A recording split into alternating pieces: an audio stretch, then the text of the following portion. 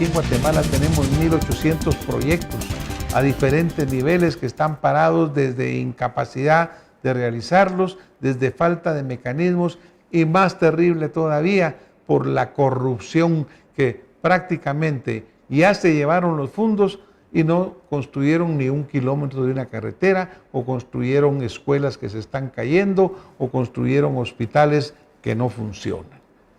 Tenemos que ser eficientes en esa administración. Faltan más inversiones en infraestructura, en educación, cultura y prácticamente en todas las áreas relacionadas con el Estado, lo que ha dificultado el crecimiento en los países y continuará dificultándolo, por lo menos hasta que estos problemas no se resuelvan.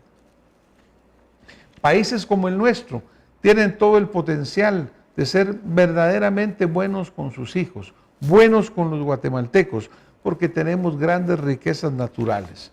Pero mientras no cambie esta visión en la cual todo funcionario que llega, en la cual todavía prevalece aquel dicho que alguien lo mencionó, pero que ha quedado en la historia, de que no hay obra sin sobra, no vamos para ningún lado. Volvemos a caer en ese terrible fantasma de la corrupción que tenemos que erradicar. Siguiente recomendación: tenemos que invertir fuertemente en el cambio de la cultura del pueblo. La gran masa del pueblo de los países emergentes ya no creen en el gobierno, ni en su política, no respetan las instituciones, no creen en sus leyes ni en su propia cultura. Miren qué terrible todo esto. Se acostumbró al desorden gubernamental y pasó a ver como norma o como normal las noticias trágicas sobre la corrupción, violencia, deterioro en los servicios públicos, etc. Realmente es increíble cuando decimos que esta Semana Santa solo fallecieron 95, 96 personas, que esta Semana Santa solo hubieron tal cantidad de violaciones, asesinatos. Realmente tenemos que negarnos a aceptar esto como la norma. Tenemos que verdaderamente elevar los estándares del pueblo y rechazar. ¿Qué pasa con estos deudos de estos 95, 96 que fallecieron, que fueron atacados y presas de la violencia? ¿Les importan a ellos las estadísticas? Por lo tanto, se necesita invertir en la correcta formación cultural del pueblo. Esto tiene que nacer a partir de escuelas, de empresas, de iglesias, instituciones públicas y así sucesivamente, comenzando con la educación para el trabajo y la búsqueda de la excelencia en un mundo globalizado, enseñando al pueblo a amar y a honrar a su país. Si no, es inevitable que a largo plazo comiencen a emerger milicias armadas en busca de espacio y poder paralelo al gobierno. Pareciera que Wenji Abao conoce muy bien a Guatemala, porque prácticamente aquí tenemos aquellas áreas en las cuales los poderes paralelos, las justicias que no son legítimas, han tomado el poder y han sustituido el poder legítimo del Estado. Eso no se puede permitir. ¿Cuántos más linchamientos tienen que existir en Guatemala para que este barbárico hecho se suspenda? Pero también, ¿cuánta más presencia real tiene que tener el Estado para darle al ciudadano la seguridad, el orden y la justicia que requiere? Tenemos que invertir en ciencia y tecnología de inmediato. El país más grande y poderoso de América Latina, como Brasil, proporcionalmente invierte menos del 8% que China en ciencia y tecnología. ¿Por qué nos extrañamos nosotros del gran desarrollo de los tigres asiáticos?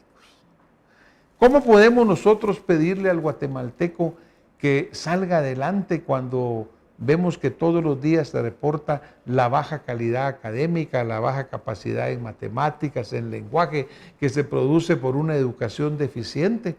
Algo que se prolonga y que va desde la escuela primaria, la escuela básica, hasta la universidad, y que por lo tanto llega a producir un recurso humano deficiente, pero no deficiente porque quiere, deficiente porque el Estado falla en su misión de verdaderamente velar por la excelencia, de proporcionar el recurso necesario para que estos niños tengan lugares dignos donde estudiar, para que las empresas tengan la capacidad de recibir a estos jóvenes que se están graduando con la ilusión y la esperanza de salir adelante. Esto comenzó a ser una preocupación en ese país, Brasil, durante los 5 años últimos, cuando Brasil comenzó a crecer y a mostrarse al mundo como un país emergente. Y esta preocupación o necesidad crecerá mucho más a partir de ahora, ya que no tiene la calidad requerida en el área de ingeniería, no tiene calidad médica, tecnología de calidad, no cuenta con profesionales con una formación para competir con los países desarrollados que van 20 años adelante de ellos. Si van 20 años adelante de Brasil, ¿cuántos irán adelante de nuestra querida Guatemala? Ese es el punto que nosotros tenemos que verdaderamente tener claro y visualizar. Luego, una parte bien importante. Era el primero en la lista de Wenji Abao. Yo la puse de último en la mía, no porque sea menos importante, pero porque quería recalcar la parte de los políticos corruptos. Y es la reducción de la edad laboral y penal a los 16 años. Nuestros países son uno de los pocos que todavía tienen una cultura de tratar a los adolescentes de 15 a 18 años como niños, que no se hacen responsables de sus actos y les prohíben ofrecer su mano de obra. Esto es un error fatal para la sociedad, ya que después de todo están envejeciendo y necesitan más que nunca la mano de obra renovada. Y además, esta contradicción hipócrita de la ley, que solo sirve para crear peligrosos delincuentes que al cumplir los 18 años están formados para el delito, ya que no trabajaron y muchos buscaron su formación en el crimen. También otra recomendación, que es la pena de muerte para crímenes atroces probados. Es un hecho que aquellos que entran y salen de la cárcel 10, 15, 20, 25 veces ya nunca se van a componer, ya nunca se van a rehabilitar, ya nunca se van a corregir. Nosotros como sociedad tenemos que tener entonces la fortaleza de aprender de estas lecciones que nos están dando Wenji Abao. Son duras muchas veces, son difíciles de tomar, como que nos llega a la moral y nos hace decir, pero ¿cómo podemos tratar a estos niños en esta forma?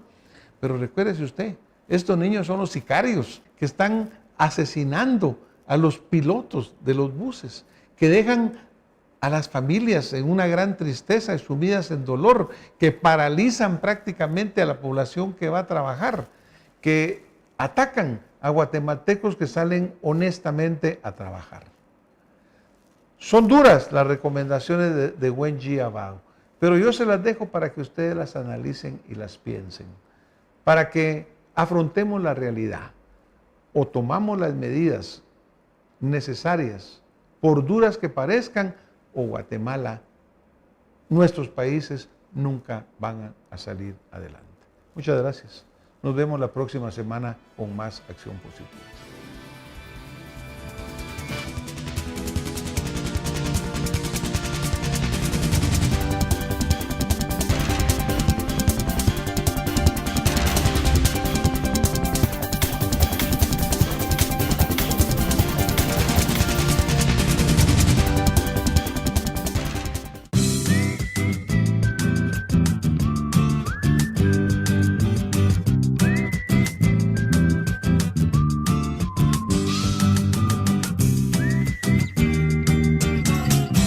Guatevisión.